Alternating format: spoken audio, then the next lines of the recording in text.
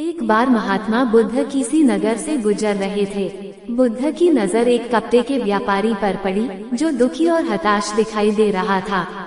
बुद्ध चलकर उनके पास गए और पूछा कि हे भंते, तुम इतने उदास क्यों हो?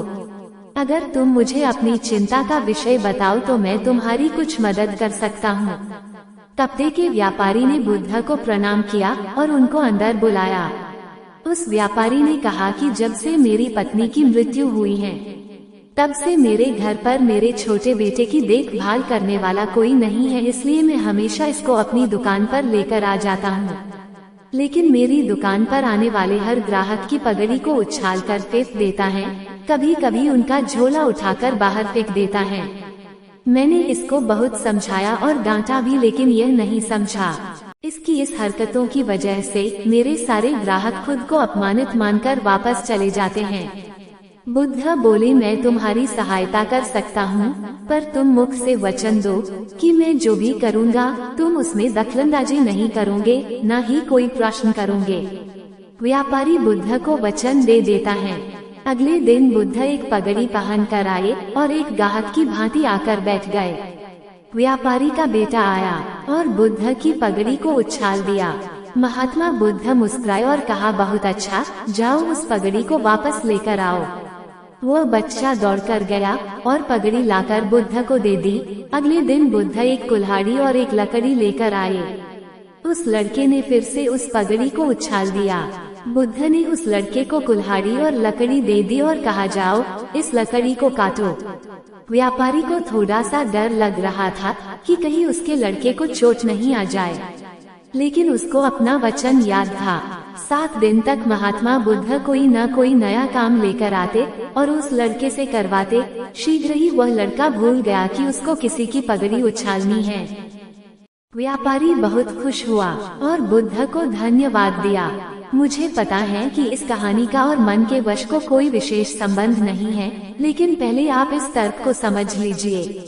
अगर हम अपने मन को अपने हिसाब से काम नहीं करवाएंगे तो मन अपने हिसाब से काम करेगा।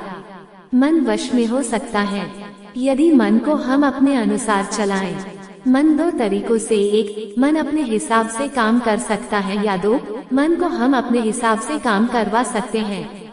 बुद्ध से मिलने से पहले उस लड़के का मन और दिमाग अपने हिसाब से अनियंत्रित रूप से काम कर रहा था, लेकिन बुद्ध ने उस लड़के को अपने अनुसार काम करवाए, जिससे उसकी आदत ही बदल गई।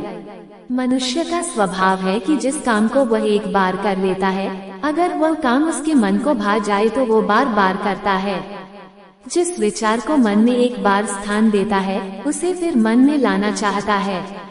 अपने अनुभवों के आवृत्ति से उसे तृप्ति मिलती है।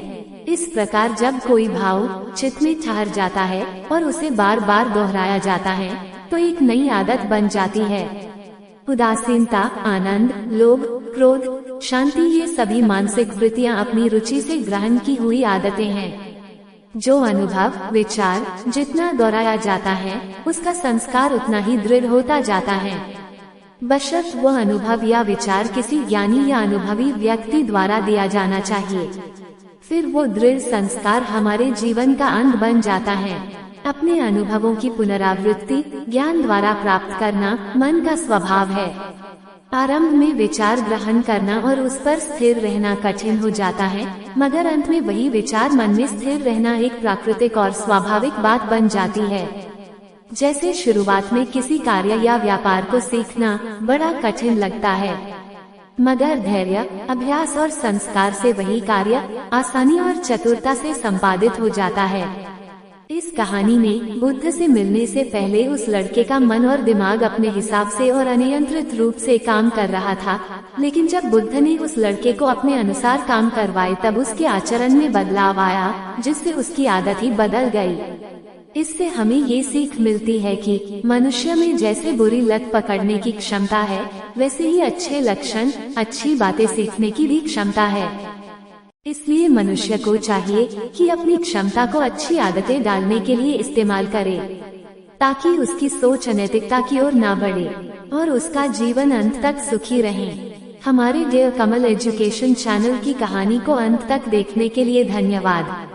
दोस्तों, आप कहानी तो देखते हो, मगर चैनल को सब्सक्राइब नहीं करते हो। इस कहानी को बनाने के लिए हमें बहुत कड़ी मेहनत करनी पड़ती है। तो चलो जल्दी से चैनल को सब्सक्राइब करो और प्लीज एक प्यारा सा कमेंट जरूर करें। धन्यवाद।